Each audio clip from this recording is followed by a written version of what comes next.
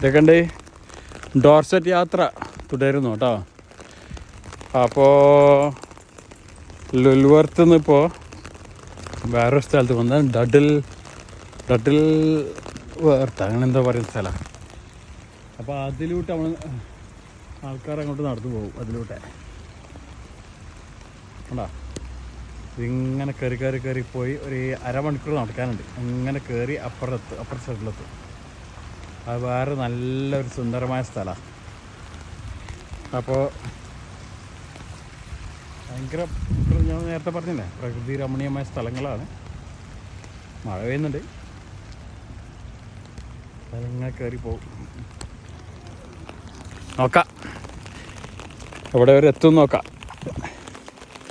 അപ്പോൾ നടക്കാൻ തയ്യാറായിരിക്കുകയാണ്. ഒരു സാഹസികത ലേക്ക് മുതിരാണ്.